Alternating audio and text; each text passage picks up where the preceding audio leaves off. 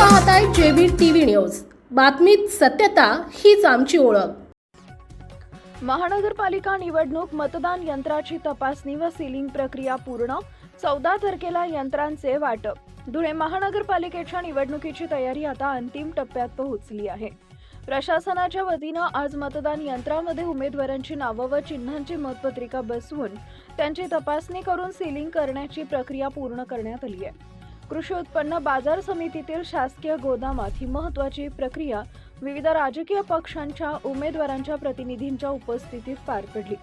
निवडणूक आयोगाच्या नियमानुसार प्रत्येक उमेदवाराचे नाव, पक्षाचं चिन्ह व क्रमांक योग्य रीतीने मतदान यंत्रामध्ये बसवण्यात आला आहे का, हे राजकीय प्रतिनिधींसमोर प्रत्यक्ष तपासण्यात आलं आहे। त्यानंतर नियंत्रण यंत्र आणि मतदार युनिट यांचे डेमो, मॉक पोल आणि पडताळणी करून त्यांना अधिकृतपणे सील करण्यात आलं आहे। धुळे महापालिकेच्या मतदानासाठी 507 मतदान केंद्र निश्चित करण्यात आली असल्यानं प्रशासनानं एकूण 507 कंट्रोल युनिट आणि 1014 बॅलेट युनिट्सची तपासणी केली। प्रत्येक यंत्राची तांत्रिक पडताळणी, क्रमांक नोंदणी, सीलिंग व पॅकिंग ही प्रक्रिया काटेकोरपणे पार पाडली। सीलिंग प्रक्रिया पूर्ण झाल्यानंतर सर्व मतदान यंत्रणा कडेकोट सुरक्षा व्यवस्थेत स्ट्रॉंग रूम मध्ये सुरक्षित ठेवण्यात आले आहेत।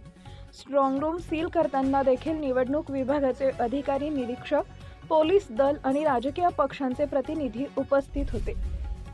यंत्रांच्या वाटपाबाबत प्रशासनानं माहिती दिली की 14 तारखेला मतदान यंत्र व आवश्यक साहित्याचा ताबा निवडणूक कर्मचाऱ्यांना देण्यात येईल। यावर मतदान केंद्रांवर यंत्रे व्यवस्थितरित्या स्थापित करून मॉक पोलची पूर्वतयारी केली जाणार आहे। धुळे महानगरपालिकेची निवडणूक अत्यंत चुरशीची राहणार असून सर्व पक्षांकडून प्रचाराचा जोर वाढलेला आहे। प्रशासन मात्र काटेकोरपणे सर्व प्रक्रिया पूर्ण करत असल्यानं निवडणूक सुरळीत व पारदर्शक पद्धतीनं पार पडेल असा विश्वास व्यक्त केला जातोय। मुख्य संपादक जतीन बोरसे। आपल्या परिसरातील महत्त्वाच्या बातम्या पाहण्यासाठी आजच आमच्या जेबी टीव्ही न्यूज चॅनलला YouTube वर सबस्क्राईब करा आणि बेल आयकॉन प्रेस करा।